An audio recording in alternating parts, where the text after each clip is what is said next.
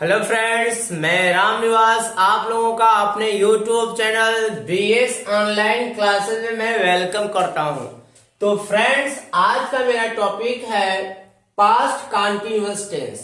Past continuous tense में मैं आपको बताऊंगा कि जो एक्शन वर्ब होते हैं वह पास्ट कंटीन्यूअस टेंस में कंटिन्यू होते हैं। तो फ्रेंड्स, इसे समझने से पहले हम इसके रिकॉग्निशन देखते हैं, पहचान देखते हैं। जैसे इन द वर्ब क्रिया में रहा था, रही थी, रहे थे, इटीसी। रहा था, रही थी, रहे थे, इटीसी, ये आते हैं, इसका पहचान है। और इसका हेल्पिंग वर्ब क्या है? वाज और वर। और वाज वर के साथ मेन वर्ब में हम आईएनजी जोड़ते हैं। और इस तरह से इसमें असर्टिव सेंटेंस में यदि हम देखें तो इसका सिंटेक्स कैसे होगा, इसे हम लिखने का जो इसका सीक्वेंस है, सबसे पहले क्या हम लिखेंगे? सब्जेक्ट। और सब्जेक्ट के बाद हमारा क्या होगा? वाज या तो फिर वर। और प्लस अगर निगेटिव वर्ड आएगा तो नॉट लगाएंगे, नहीं तो फिर मेन वर्ब। मेन वर्ब में प्लस आईएनजी जोड़ देते हैं, प्लस ऑब्जेक्ट होगा हमारा, और प्लस अदर वर्ड होता है। ये हमारा सीक्वेंस है, ये हमारा सीक्वेंस है, ट्रांसलेट करने की हमारे सीक्वेंस है। और इसमें आप देखें तो ये जो हमारा सब्जेक्ट है, सब्जेक्ट हमारा ये हु से हम क्वेश्चन करते हैं। अगर हु से क्वेश्चन करते हैं तो हु से क्वेश्चन करने के बाद हमारा सब्जेक्ट मिलता है हु से। और ये आई है, आई के साथ हम वाज का यूज करते हैं। और आई हमेशा किसके लिए यूज होता है? ये स्पीकर के लिए।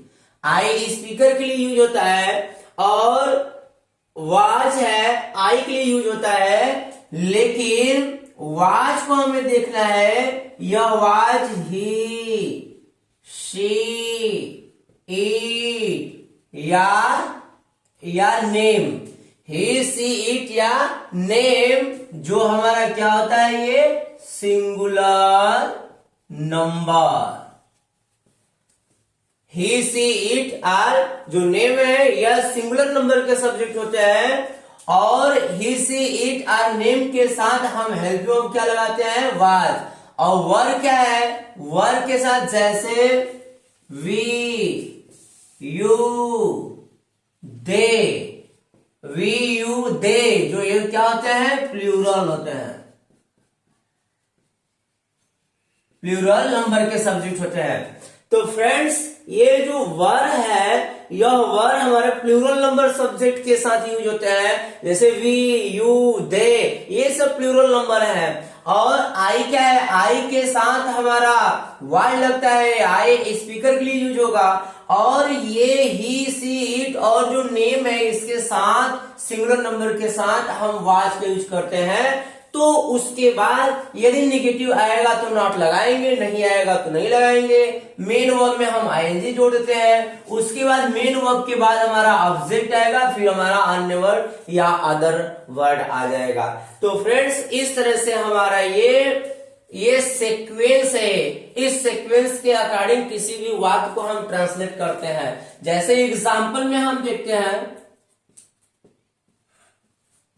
वह प्रार्थना पत्र लिख रहा था। एग्जाम्पल है, वह प्रार्थना पत्र लिख रहा था। कौन से क्वेश्चन कर दीजिए, कौन लिख रहा था? वह, यानी वह हमारा क्या बन गया? ये सब्जेक्ट है, यही वह सब्जेक्ट है। और ये सब्जेक्ट है क्या? ही। और जब ये ही हमारा सब्जेक्ट हो गया तो अब हम देखेंगे ये सब्जेक्ट हमारा क्या है? सिंगुलर में है, ये हमारा सिंगुलर नंबर में हो गया। और सब्जेक्ट के बाद वाज या वर क्या लगेगा? ही के साथ हमें क्या लगा देना है? वाज। ही वाज और फिर नॉट इसमें नहीं आया है तो मेन वर्ब हमारा क्या हो जाएगा? राइट। और राइट में हम आईएनजी जोड़ देंगे, राइटिंग। जब आईएनजी जोड़ेंगे तो यहाँ जैसे राइट है, WRITE, अब ये जो राइट है, ये जो आईएनजी जोड़ेंगे तो यहाँ से ई हट जाएगा, तो writing, writing an application, an application. इस तरह से हमारा ये अफर्मेटिव सेंटेंस के ऐसे रूल है जो हम इसको इस प्रकार से ट्रांसलेट करते हैं। दूसरा एग्जांपल हम देखते हैं, आप लोग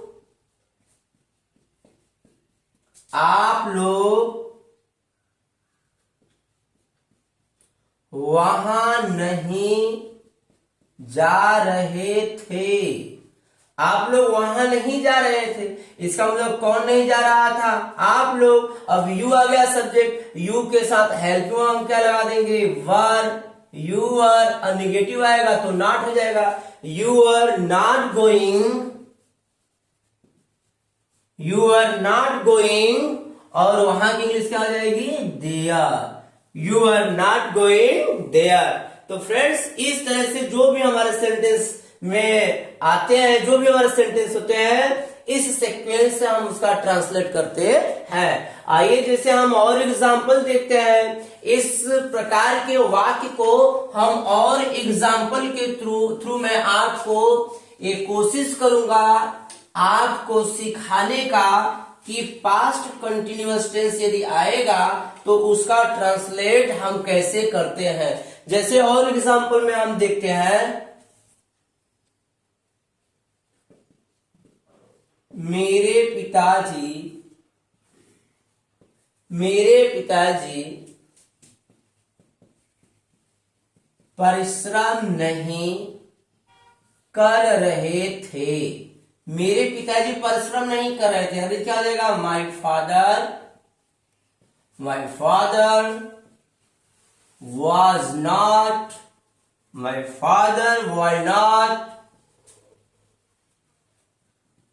working hard.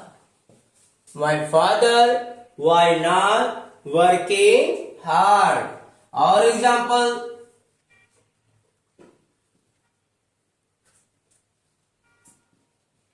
विद्यार्थी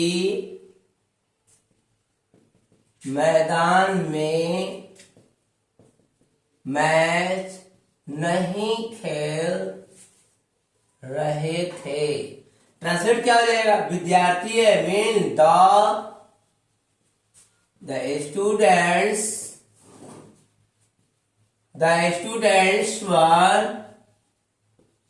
the students were not playing the game in the field। ये हमारे सेंटेंस है। और एग्जाम्पल जैसे देखते हैं,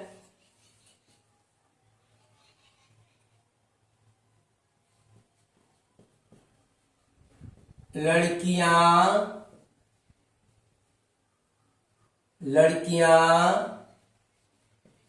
मधुर गीत गा रही थी।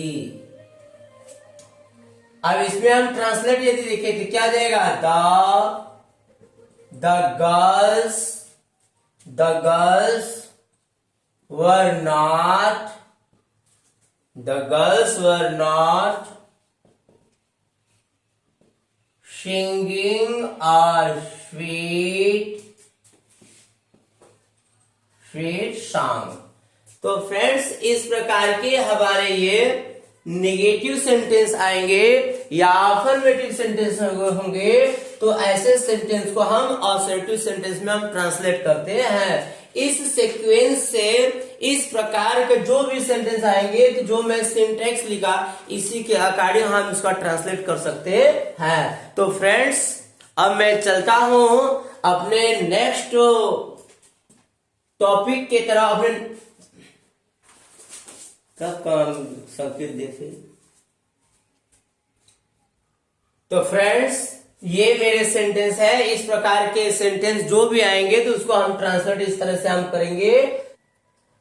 फ्रेंड्स, मेरा कॉन्सेप्ट है, फर्स्ट टू एक्शन वर्ब, ये कॉन्सेप्ट ऐसा है कि टू एक्शन वर्ब जब एक ही साथ जारी हो, टू एक्शन वर्ब एक साथ जारी हो, तो ऐसे एक्शन वर्ब का हम ट्रांसलेट दोनों को हम पास्ट कंटिन्यूअस में ही करते हैं। जब दोनों वर्ब एक साथ जारी होगा तो उसे हम कब करेंगे? Past continuous, past continuous tense में हम इसको हम ट्रांसलेट करते हैं। जैसे हम वाई लगाएंगे, उसके बाद फर्स्ट सेंटेंस लिखेंगे, फिर हमारा सेकेंड सेंटेंस, और बीच में हम कॉमा लगा देंगे। या तो इस सेंटेंस को पहले लिख दें, इस सेंटेंस को हम पहले लिखेंगे, बाद में फिर हम वाई लगाएंगे, फिर हम पास्ट कंटिन्यूअस का हम यूज करते हैं। तो फ्रेंड्स, हमारा दो एक्शन वर्ब जब एक ही साथ दोनों घटित हो, तो ऐसे वर्ब को, ऐसे एक्शन वर्ब को हम पास्ट कंटिन्यूअस टेंस में ट्रांसलेट करते हैं। जैसे यदि हम एग्जांपल देखें, जब मेरे कक्षाध्यापक मुझे पढ़ा रहे थे, तब मैं लिख रहा था। जब मेरे कक्षाध्यापक मुझे पढ़ा रहे थे, मैं लिख रहा था। कॉमा लगा दीजिए। जब मेरे कक्षाध्यापक पढ़ा रहे थे, मैं लिख रहा था। इसका मतलब जिस समय पढ़ा रहे थे उस समय मैं लिख रहा था, और जिस समय मैं लिख रहा था उसी समय पढ़ा रहे थे। यानी जब दो वर्ब एक ही साथ घटित होते हैं तो ऐसे सेंटेंस को हम पास्ट कंटिन्यूअस टेंस में ट्रांसलेट करते हैं। जैसे एग्जांपल में क्या हो जाएगा? While my class teacher, while my class teacher was teaching, while my class teacher was teaching, comma, I was writing, I was writing। अगर हम इस सेंटेंस को पहले लिख दिए तो हम इसको ऐसे भी लिख सकते हैं, I was writing while my class teacher was teaching me। अब यहाँ while my class teacher was teaching, अब पढ़ा रहे थे यहाँ मुझे, तो मुझे भी यहाँ लिख सकते हैं, यहाँ मी है, मी के बाद कामा। तो इस प्रकार के हम ट्रांसलेट करते हैं। जब दो सेंटेंस एक ही टाइम में घटित हो तो ऐसे सेंटेंस को हम पास्ट कंटिन्यूअस टेंस में ट्रांसलेट करते हैं। जैसे एग्जांपल में हम और देखते हैं, while my mother was sleeping, while my mother was sleeping, I was playing। इस प्रकार से हम इसको ऐसे भी लिख सकते हैं, I was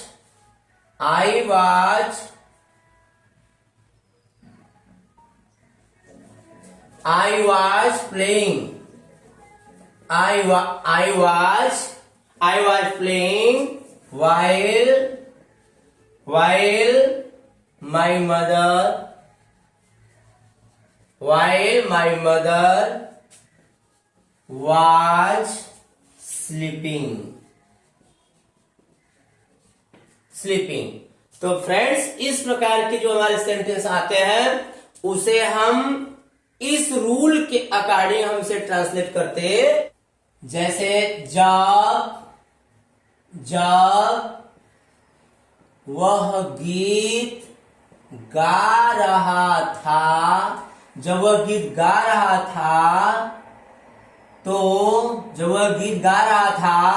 हम लोग ताली बजा रहे थे।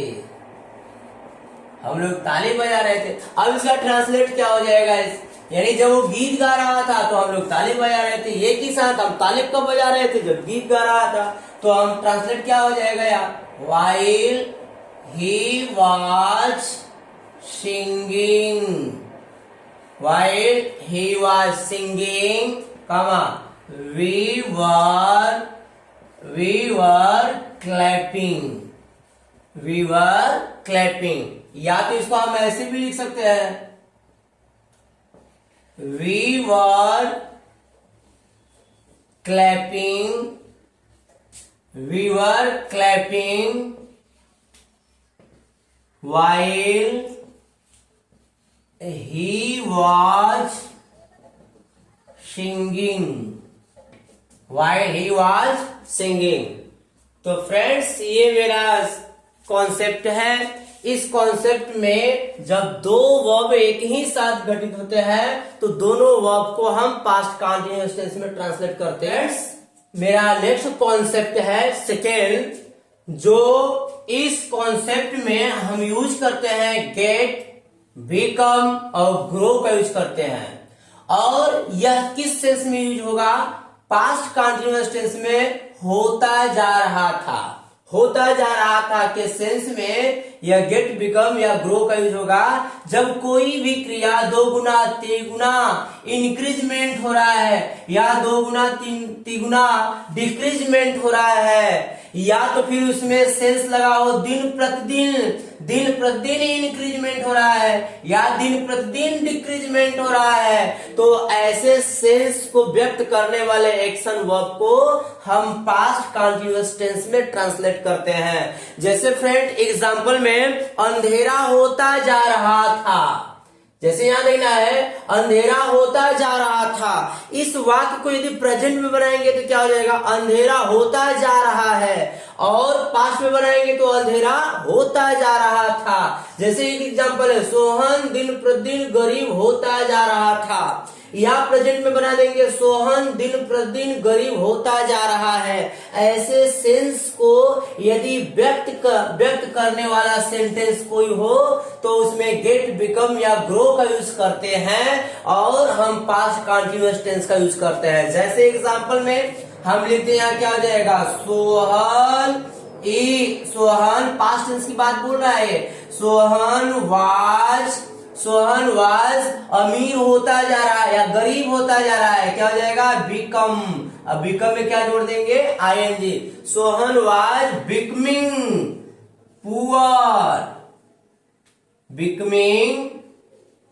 Poorer and poorer. सोहन दिन प्रतिदिन गरीब होता जा रहा है, Sohan was becoming poorer and poorer. और इस तरह से और एग्जांपल हम जैसे देखें तो इसी को हम प्रेजेंट में बना देंगे, तो प्रेजेंट में क्या हो जाएगा,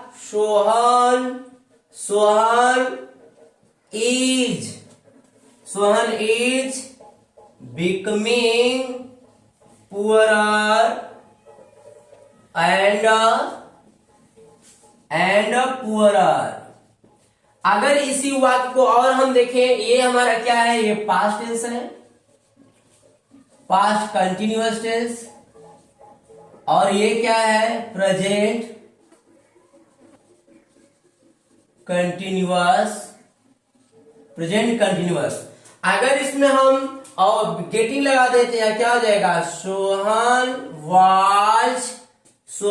was getting poorer and poorer. Past में हो गया, या Sohan was growing poorer and poorer. ये हमारा क्या हो गया, ये भी पास्ट कंटिन्यूअस टेंस में, और ये भी हमारा क्या है, पास्ट कंटिन्यूअस टेंस। तो फ्रेंड्स इस प्रकार की जो वाक्य आएंगे तो यह होता जा रहा था के सेंस में जब आए तो इसे पास्ट कंटीन्यूअस टेंस में चेंज करते हैं। यह दोगुना या तिगुना या दिन प्रतिदिन इंक्रीजमेंट या डिक्रीजमेंट होता जा रहा हो तो ऐसे एक्शन वर्ब को हम पास्ट कंटीन्यूअस टेंस में ट्रांसलेट करते हैं। तो फ्रेंड्स इस प्रकार के सेंटेंस को मैं और आपको बताऊंगा। जैसे मैं और एग्जांपल आपको बताऊंगा, जैसे वह सुंदर होता जा रहा है या वह सुंदर होती जा रही थी। तो यहां क्या हो जाएगा, वह सुंदर होती जा रही थी। ट्रांसलेट क्या हो जाएगा, सी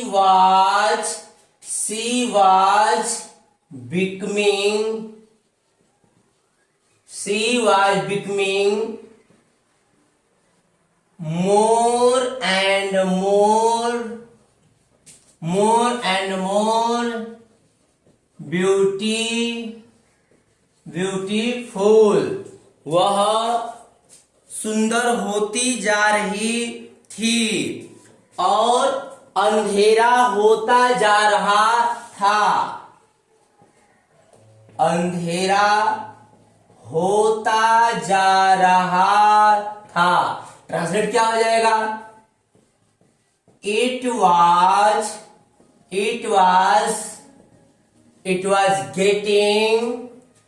was getting darker and darker। It was getting darker and darker या it was becoming darker and darker या it was growing darker and darker। Sohan लंबा होता जा रहा था। क्या हो जाएगा, Sohan was growing taller and taller। Radha नाराज होती जा रही थी। राधा was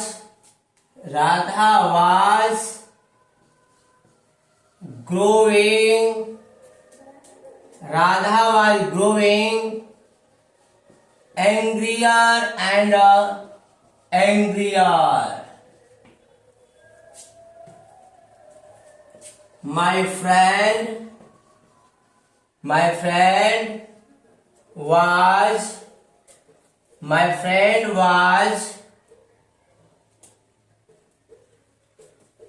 इस प्रकार के सेंटेंस जब आते हैं तो हम इस तरीके से हम ट्रांसलेट करते हैं। जैसे और example, my friend was growing more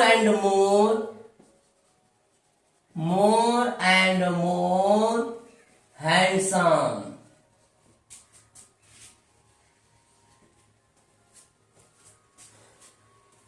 chair टूटती जा रही थी। मीन कुर्सी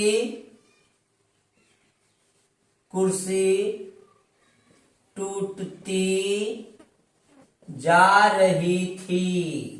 ट्रांसलेट क्या हो जाएगा, द चेयर was getting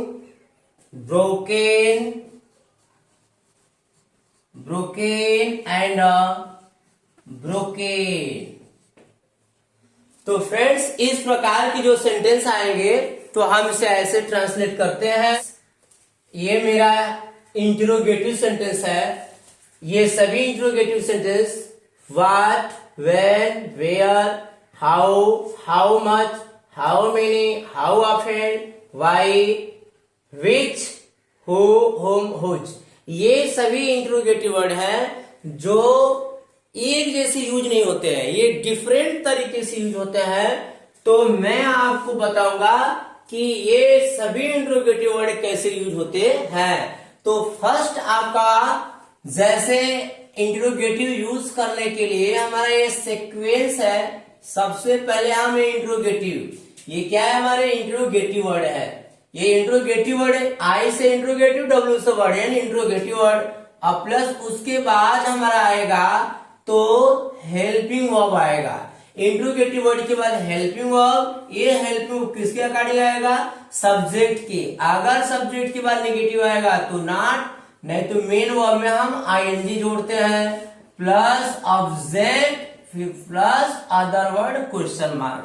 ये हमारा सीक्वेंस है। जो इंट्रोगेटिव वर्ड आएंगे तो इसी सीक्वेंस के अकॉर्डिंग उसे हम पास्ट कंटीन्यूअस टेंस में ट्रांसलेट करते हैं। तो हमारा ये हेल्पिंग वर्ब है। हेल्पिंग वर्ब मतलब क्या होगा, वॉच या तो फिर वर, ये हमारा हेल्पिंग वर्ब है। जैसे पहला हमारा इंट्रोगेटिव वर्ड है वाट, और ये वाट है, वाट में हमारा क्या हो गया, लेकिन ये तभी यूज होगा जब यस या नो से, जब यस या नो से हमें रिप्लाई मिल जाता है। अगर यस या नो से यस या नो से रिप्लाई मिला तो व्हाट की इंग्लिश, तो उस समय जो व्हाट है, व्हाट की इंग्लिश हम नहीं बनाएंगे। अगर यस या नो से रिप्लाई मिल गया तो व्हाट की इंग्लिश नहीं बनेगा। लेकिन यस या नो से जब ये रिप्लाई नहीं मिलेगा, यानी नो रिप्लाई, यस या नो से नो रिप्लाई, अगर यस या नो से नो रिप्लाई तो उस समय हम व्हाट की इंग्लिश हम यहां बना देंगे, यानी व्हाट का इंग्लिश हम यहां बन जाएगा। जैसे एग्जांपल में देखना है, आप क्या खा रहे हैं, पास्ट टेंस है, आपका पास्ट टेंस में था हो जाएगा, आप क्या खा रहे थे, ऐसे आप क्या खा रहे थे, पास्ट कंटीन्यूअस टेंस। ये एक सेंटेंस तो हमारा ये हो गया। दूसरा, क्या आप खा रहे थे, क्या आप खा रहे थे, एक सेंटेंस से आप क्या खा रहे थे, यानी एक क्वेश्चन पूछ रहा है, और इसमें क्या है, क्या आप खा रहे थे, यानी इसमें यस या नो से आंसर मिल रहा है। आप क्या खा रहे हैं, यस, यस, क्या आप खा रहे हैं, यस, आंसर मिल गया। क्या आप खा रहे हैं, नो, यानी यस या नो से हमारा रिप्लाई यहां मिल गया, ये रिप्लाई आ गया। यानी जब रिप्लाई आ जाएगा तो व्हाट की इंग्लिश नहीं बनेगी, तो इसका मतलब हमें यहाँ व्हाट की इंग्लिश नहीं बनेगा।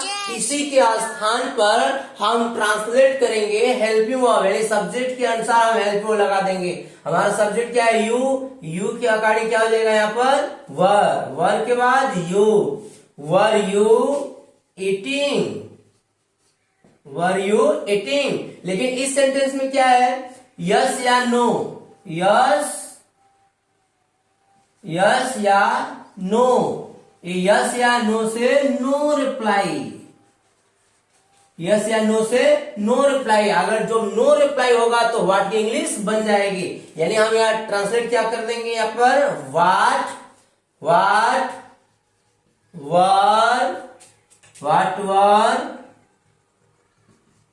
You eating, what were you eating. तो ये हमारा सेंटेंस है। इस प्रकार के सेंटेंस जब आएंगे तो उसे हम इस प्रकार ट्रांसलेट करते हैं। या दूसरा रूल देख सकते हैं, यदि वाक्य के बीच में क्या आएगा तो उसकी अंग्रेजी सबसे पहले बनेगी, अगर पहले आ जाएगा क्या तो उसकी अंग्रेजी हम नहीं बनाएंगे। तो दोनों तरीके से चाहे जैसे हम इसे ट्रांसलेट कर सकते हैं। तो फ्रेंड्स, ऐसे जब भी कोई इंट्रोगेटिव वर्ड आएगा या जब भी व्हाट वर्ड आएगा इंट्रोगेटिव वर्ड, तो उसे हम इस प्रकार से ट्रांसलेट करते हैं। अब मैं दूसरा एग्जाम्पल जैसे देख रहा हूं, what were they teaching you, और इस तरह से। और दूसरा example, were they teaching you. अब ये दो सेंटेंस है, ये दो सेंटेंस है, दोनों सेंटेंस के जो सेंस है वो थोड़ा सा चेंज है। क्या इस सेंटेंस में क्या सेंस है इसका? वे लोग आपको क्या पढ़ा रहे थे, इसका सेंस है वे लोग आपको क्या पढ़ा रहे थे। मगर इस सेंटेंस में क्या है? क्या वे लोग आपको पढ़ा रहे थे। तो ये दोनों सेंटेंस है, दोनों सेंटेंस में यानी इसमें एक क्वेश्चन पूछ रहा है कि वे लोग आपको क्या पढ़ा रहे थे, मीन कौन सा सब्जेक्ट पढ़ा रहे थे। इसमें क्या है? क्या वे लोग आपको पढ़ा रहे थे, यानी यस या नो में केवल रिप्लाई चाह रहा है। तो इस प्रकार से व्हाट आता है, तो इसके हम ऐसे ट्रांसलेट करते हैं। अब दूसरा हमारा इंट्रोगेटिव वर्ड है why, where, how, when, why, where, how, when, फिर whom।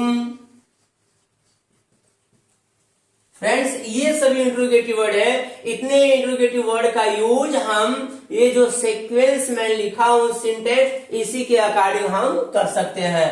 जैसे एग्जांपल में Y were the boys not playing the match। अब यहां देखना है इंट्रोगेटिव वर्ड आ गया। अगर इस इंट्रोगेटिव को हटाकर दूसरे इंट्रोगेटिव वर्ड हम लगा दे, जैसे where was Anchal, where was Anchal reading the newspaper. अगला सेंटेंस हाउ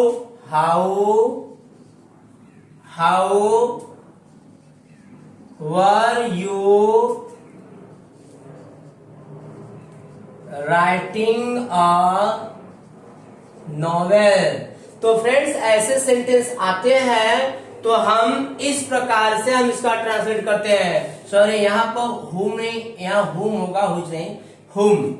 तो ऐसे सेंटेंस आएंगे तो हम इसका ट्रांसलेट इस प्रकार से करते हैं, जैसे when were the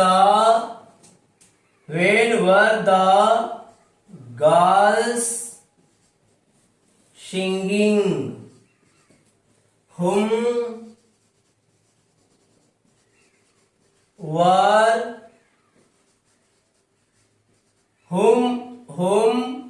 Raju and Raj, whom were Raju and Raj calling in the class। तो फ्रेंड्स ये हमारे सेंटेंस है।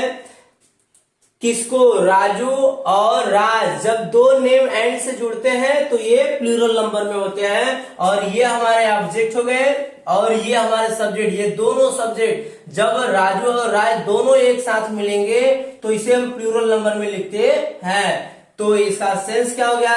राजू और राज कक्षा में किसे बुला रहे थे।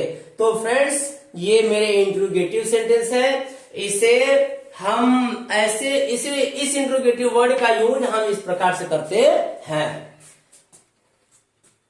तो फ्रेंड्स अब मेरा इंट्रोगेटिव वर्ड है और है which, whose, how many। ये इंट्रोगेटिव वर्ड है। अब इतने इंट्रोगेटिव वर्ड के बाद यदि हमारा सब्जेक्ट आएगा, या इतने इंट्रोगेटिव वर्ड के बाद हमारा जब सब्जेक्ट आएगा तो ये सब्जेक्ट, अगर सब्जेक्ट आ गया तो ये सभी हमारे क्या बन जाएंगे? सब्जेक्ट। इतने अगर सब्जेक्ट आ गए तो ये हमारे सब क्या बन जाएंगे? सब्जेक्ट। अगर सब्जेक्ट बन गया तो इसके बाद सब्जेक्ट के बाद हमारा वाज या वर हेल्पिंग वर्ब आ जाएगा, प्लस नेगेटिव आएगा तो नॉट हो जाएगा, प्लस मेन वर्ब में आईएनजी जोड़ देंगे, प्लस ऑब्जेक्ट होगा और प्लस अदर वर्ड हो जाएगा।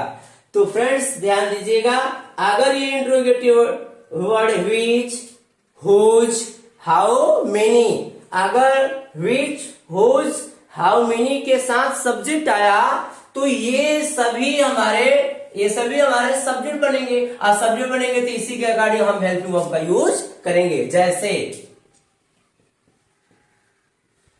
कौन सा अध्यापक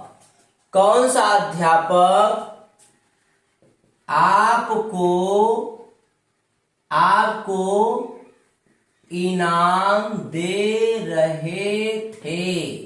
कौन सा अध्यापक आपको इनाम दे रहे थे? तो इनाम देने वाला कौन है? अध्यापक। अध्यापक के साथ इंट्रोगेटिव वर्ड जुड़ा है। जब अध्यापक के साथ इंट्रोगेटिव वर्ड जुड़ा है तो ये हमारा सब्जेक्ट हो गया, और जब सब्जेक्ट हो गया तो इसका ट्रांसलेट हम करेंगे क्या? कौन सा है, कौन सा ट्रांसलेट क्या हो जाएगा?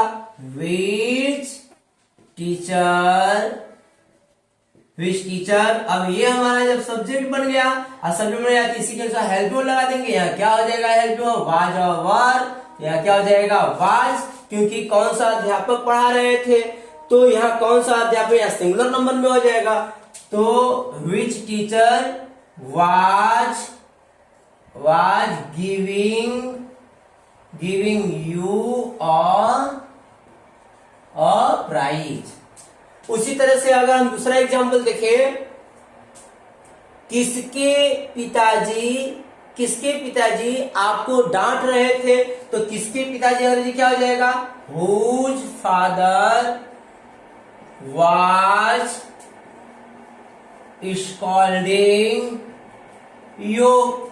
तो फ्रेंड्स इस प्रकार से हमारा ये जो एक्शन वर्ब आया, एक्शन वर्ब के बाद हमारा ऑब्जेक्ट है, एक्शन वर्ब के बाद ऑब्जेक्ट है। कुछ बच्चे इसे देखेंगे तो ये कहेंगे कि मेन वर्ब के बाद ये हमारा ऑब्जेक्ट आता है, लेकिन वो समझेंगे कि ये सब्जेक्ट है। तो लेकिन फ्रेंड्स से ध्यान दीजिएगा, मेन वर्ब है जो मेन वर्ब के बाद ऑब्जेक्ट आता है, और मेन वर्ब के पहले जब भी आएगा तो हमारा ये सब्जेक्ट आता है। तो इसे ध्यान दीजिएगा, ये हमारा मेन वर्ब है।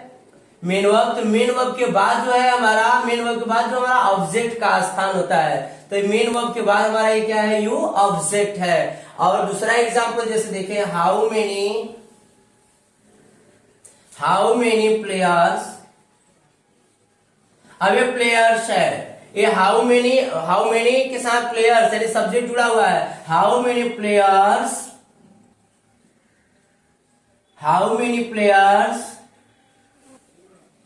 Were playing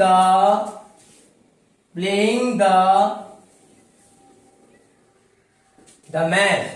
how many players were playing the match. इस प्रकार से हमारा ये क्या है? ऑब्जेक्ट। ऑब्जेक्ट के बाद हमारा क्या हो गया? सब्जेक्ट। दूसरा एग्जांपल, हाउ मेनी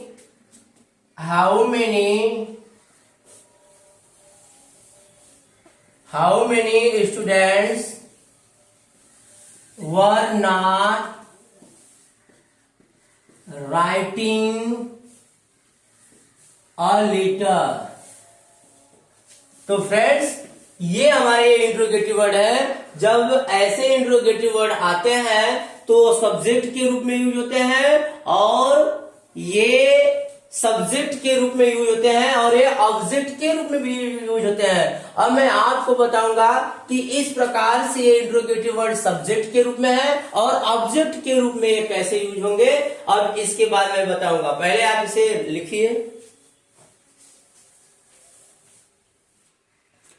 तो फ्रेंड्स ये हमारे इंट्रोगेटिव वर्ड है, विच, हुज, हाउ मेनी और हाउ मच।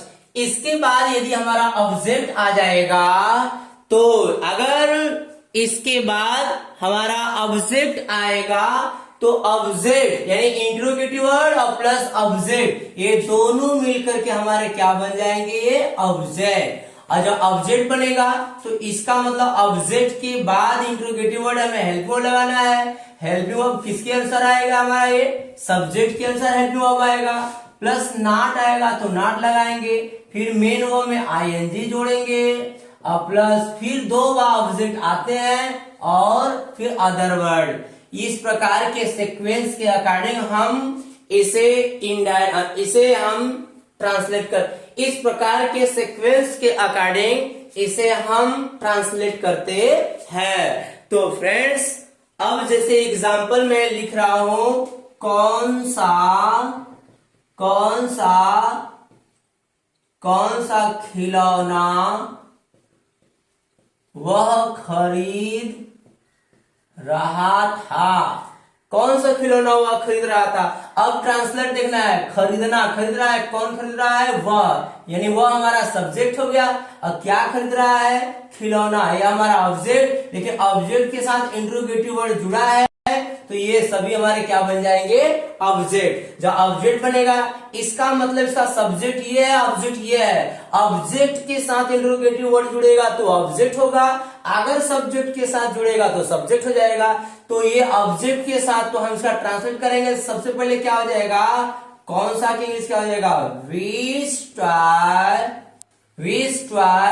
फिर अब इसके बाद हेल्पिंग वर्ब, सब्जेक्ट के अकॉर्डिंग हेल्पिंग वर्ब। सब्जेक्ट हमारा क्या है, वह के अकॉर्डिंग हम हेल्पिंग वर्ब क्या लगाएंगे, was. Wish toy was he buying. इस प्रकार से हमारा ये इंट्रोगेटिव वर्ड क्या हो गया, ऑब्जेक्ट बन गया। अभी हमारा इंट्रोगेटिव वर्ड क्या हो गया, ऑब्जेक्ट। उस तरह से दूसरा एग्जांपल, जैसे how much water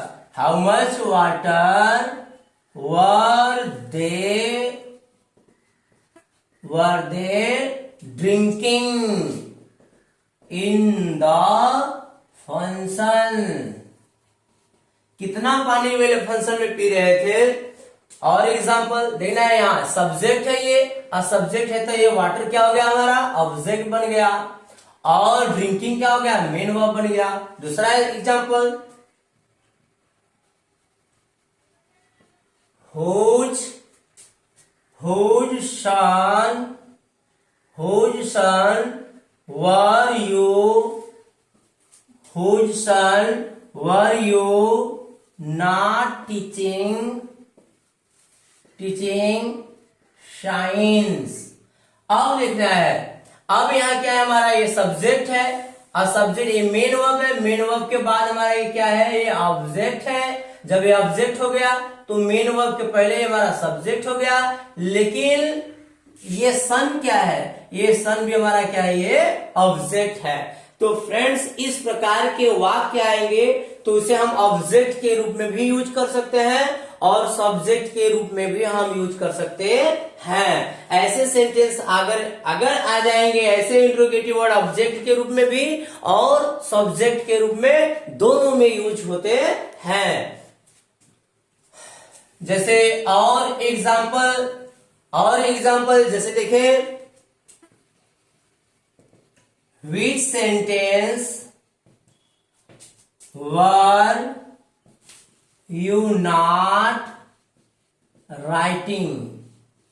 which sentence were you not writing, कौन सा सेंटेंस आप नहीं लिख रहे थे। how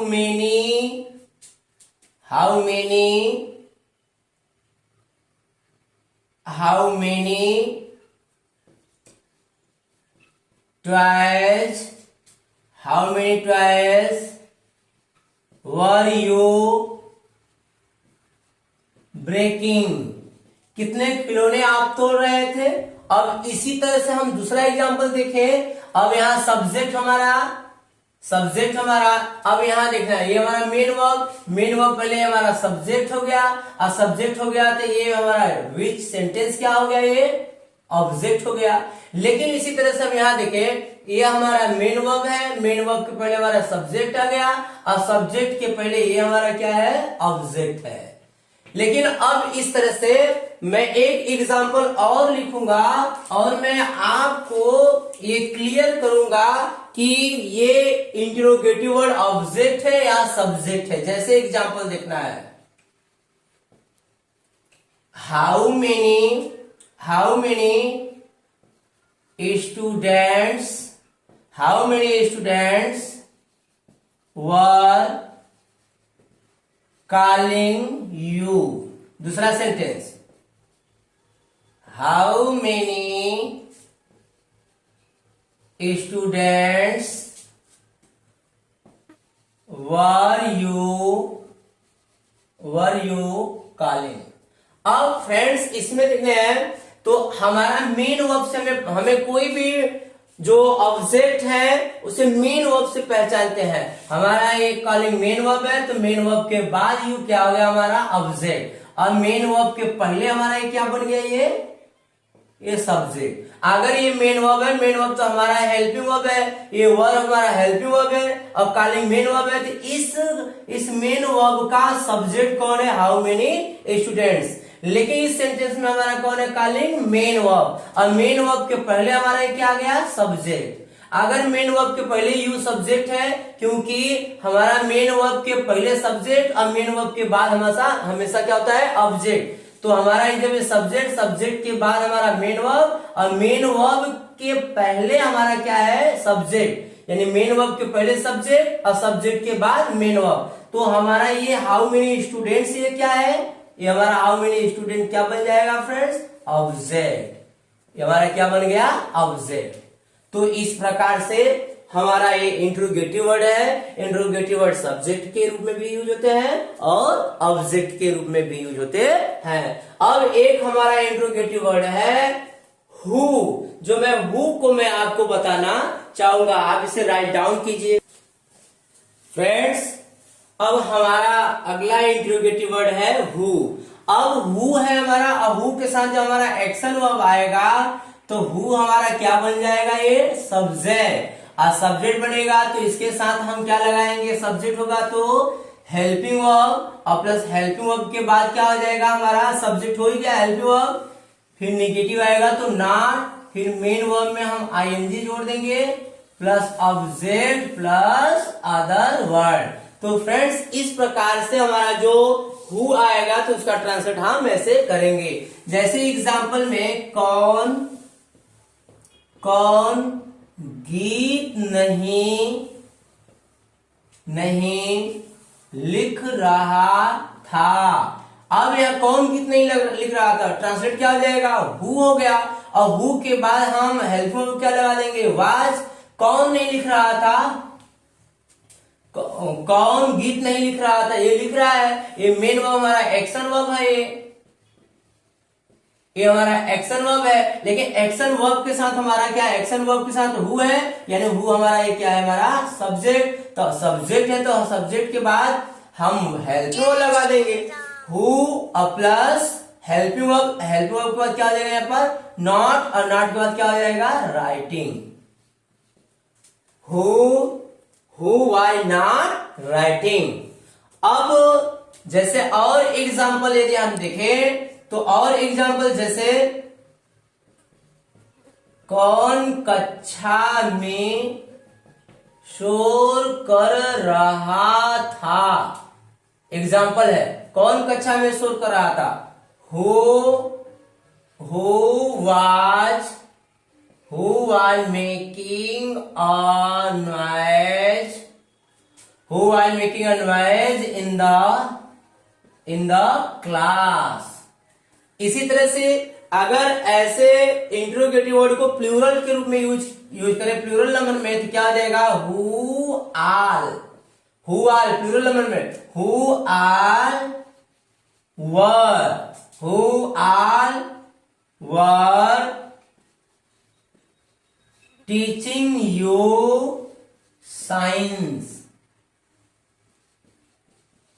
तो फ्रेंड्स अब यहां आप कंफ्यूज मत होना कि ये मेन वर्ब है तो आप इसको इंट्रोगेटिव समझे और इसको सब्जेक्ट समझे, ये मत करिएगा, क्योंकि ये हमारा मेन वर्ब के बाद हमेशा क्या आता है, ऑब्जेक्ट। तो मेन वर्ब के बाद ऑब्जेक्ट, और मेन वर्ब के पहले अगर मेन वर्ब है, यहाँ मेन वर्ब यानी एक्शन वर्ब है, जो हमारा ये एक्शन वर्ब है,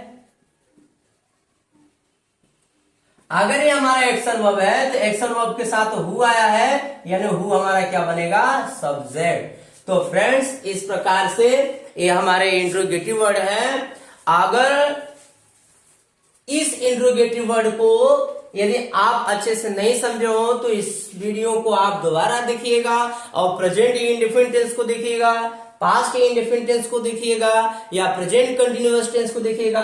कोई भी टेंस आप ओपन करके इसको पढ़ लीजिएगा। मुझे उम्मीद होगा कि आपको ये वीडियो जरूर समझ में आया होगा। अगर अच्छे से आपको समझ में आया होगा तो आप लाइक शेयर और सब्सक्राइब जरूर कीजिएगा। Okay, thank you.